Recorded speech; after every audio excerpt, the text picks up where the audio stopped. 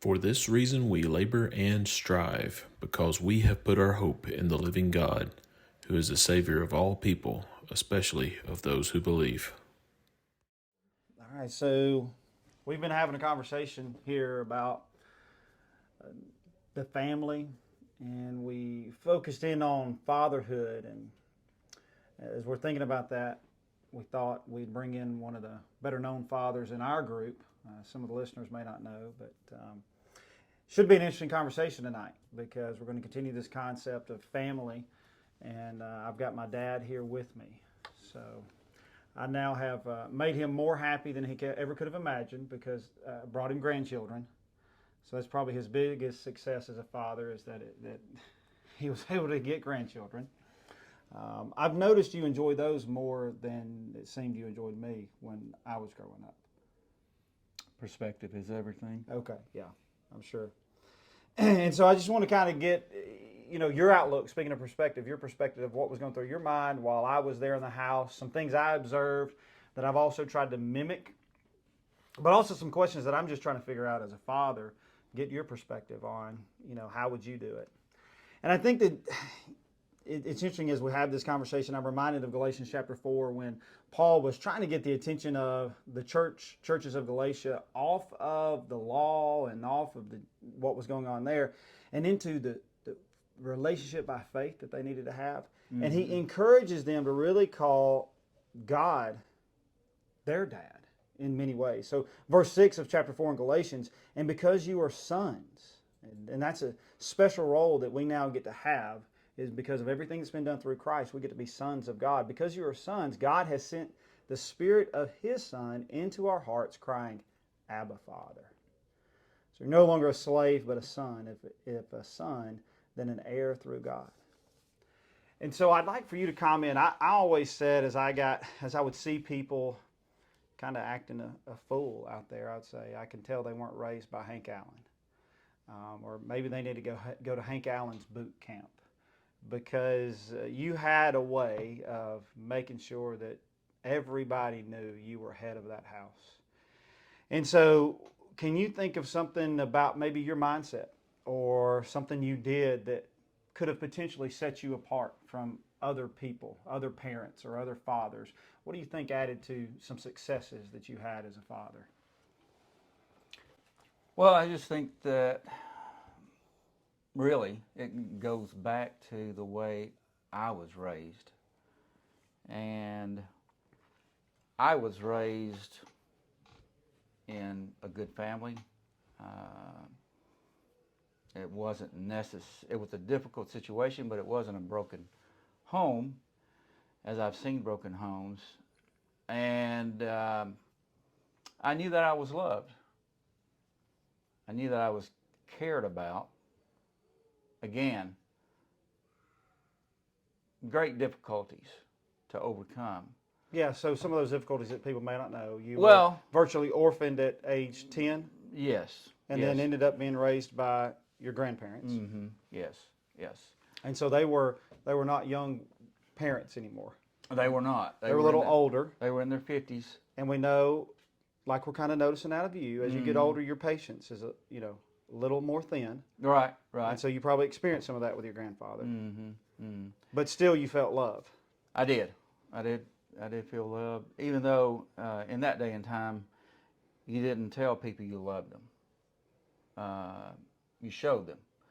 And it may not always come across as love to you as a child from your perspective and from your perception, but it was. And so I wanted to raise my children in a way that I had been raised, as well as raising them really in the nurture and admonition of the Lord, and keeping that ever before me. And I felt like it was on my watch. It was up to me, if it was to be, me and the Lord, to make this thing work. And I wanted to do what was pleasing to the Lord. And so I tried to lead by example and involvement. And the example being that you could look to me and say, my dad is doing it right. You may not like it, but my dad is doing it right. And he's here. He cares about me because he's always here. Growing up with older parents, grandparents, raising you, there wasn't a lot of involvement. That didn't mean they loved me less. That just means that they didn't involve themselves in what I did. And so to counteract that, as a now parent, as a father, I wanted to be involved. And so that's why often you would look up and see me at your ball games and anything else that you were at. And another thing is, I wanted you involved in the church, you and your sister involved in the church. And I wanted to be a good example to the extent that we went to church. Other things may happen, but we went to church, and it was a priority. So you start to see priorities developing. Okay, so that kind of feeds into my next question, and that was it. I mean, you talked that. I have a grounded faith now, but there was no questions. Sunday was off limits, period. And Wednesday nights was off limits. And any special meetings were the same as well. So that leads me to my next question. Something I guess that's kind of unique about me growing up is I got to be in the audience and watch you graduate from college. And so, generally speaking, you graduated college before you have kids, especially now. And so I watched you and Mom graduate college, so I would have been around 5 or 6 years old because I have memories of seeing you walking across and receiving your diploma. So that would have been a time when you've got, a kindergartner, and then my sister, even younger than me, and you still had a job, and you had school. So how did you manage all of that, and what was going through your mind as you were making that schedule work? Yeah. Well, going backwards a little bit, probably 6 to 8 years earlier, it would have been nice to have had a plan. But when I graduated high school, my granddad said, "I've done my time, now it's yours." Right. And so at that point, I had to find a place to live. I had to find a job to do. I had to, had to work.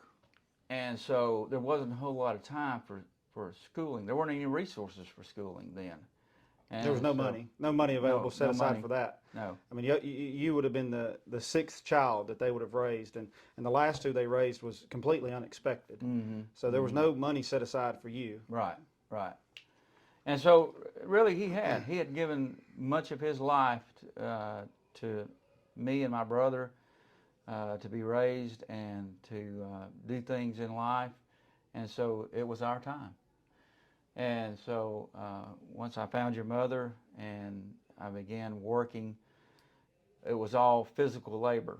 And so I came home and told your mother one day, I said, I can't do this the rest of my life because my body will wear out. And so I did many in the plants, running machines, construction, you name it, I did it. Unloaded rail cars and that sort of thing. And so my body just was wearing down quickly. And so I said, let's get an education, And so we had an initial plan, but we adopted really the attitude of, we're going to do it. We're just going to do it. So being tired and fatigued just wasn't an option?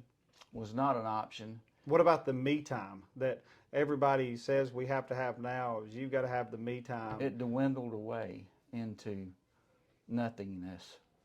And But you were accomplishing a goal. I was okay with that because I had my children and I had my wife, and we had been blessed with that, and I knew that I could make a way with the Lord in getting an education. And once we decided that we were going to go into teaching, it just made sense that we could spend the summers with our children and work during the school year. So your final career move, even that was you had your children at the centerpiece of even that. Yeah, we would be on the school schedule where our children were, and then we would be off during the time, most of the time, that our children were also off. So that and unlike a lot of teachers, you took how many summer jobs during the summer, and did you took well, none, yes, right? from time to time I would. But generally speaking, yeah, you were there. Tried not to do that. Yeah. No. So we may come back to that because I think that's a struggle right now for people in time and what they're hearing from the world. But it's interesting is hear you speak back and reflect back on what I know to be an extremely difficult time in life. Two young kids, school, and this. I know some things that happened there. You didn't miss worship service during even that time, during exam time.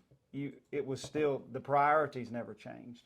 And so we may come back to that because I think that times becoming difficult for young families to manage right now. Mm-hmm. But getting into the discipline side of things, because that gets a lot of attention in society. I think maybe you got super focused on certain passages. You made sure you didn't spare the rod. Some people don't go far enough, but you made sure. Well, maybe let's just go even beyond if needed. You were definitely in favor of the rod, and you didn't mind getting our attention. Now we aggravate you about how firm you were on us. And I think you've even said, well, I never hit you as hard as my granddad hit me, so, be happy about that. Mm-hmm. So you had that within you. But I talked to my sister before and kind of gauged her, and it's interesting. I've got some stories of my memories are times when you just surprised me. I'll tell you one time you surprised me, and I was scared. I probably didn't handle it the right way. You can tell there's some deception in my mind when I handled it, but I was 16 and I got a speeding ticket, and I'm only 16 years old. And I know how you feel and about following the rules, and clearly I didn't follow the rules. But I had to tell you. And so you were working at West Point Middle School at the time, and so I walked through the doors there, and I thought I might break the news to you there, so you'd be in front of your faculty, knowing that you couldn't kill me there in front of them. So I felt like it was my best time. Mm-hmm. And so I went into your office and I broke the news to you, and you went and closed the door, and I've already tightened up my rear end and just wondering where this is going to go. And you sat down and said, well, how are you going to fix this? And what are you going to do next? And I told you my plan, and you just looked at me and said, I hope you know my money's not paying for that speeding ticket. You better keep that job you have, and then you better learn to follow the rules. And we were done. And so that was a time where you offered a lot of gentleness. And my sister has her own stories of when she was expecting the hammer. I think you've even been called Hammer and Hank before. And she was expecting that hammer, but yet you brought the gentleness. What was going through your mind when you would choose to bring it and get our attention versus when you showed the gentleness and the tenderness? Well, I think, spare the rod, spoil the child. But you did not, by the way. You never spared it. But I think that's in the developmental years when y'all were younger. Once you grow older, you're expecting to be treated like adults. You're expecting to. You not always are. But you mentioned the speeding ticket. That gave you an opportunity to be an adult. How is an adult going to fix this? Am I going to go to Dad, and Dad's going to give me the money, he's going to bail me out? No. Let you start to experience being an adult. And going back to the punishment side of it, or the, having to deal with discipline, I felt like, and I still feel like, that is the man's job. That's my job. And your mother helps with that, and did help with that. And we were on the same page always. And that is something that I would encourage parents to do. Be on the same page.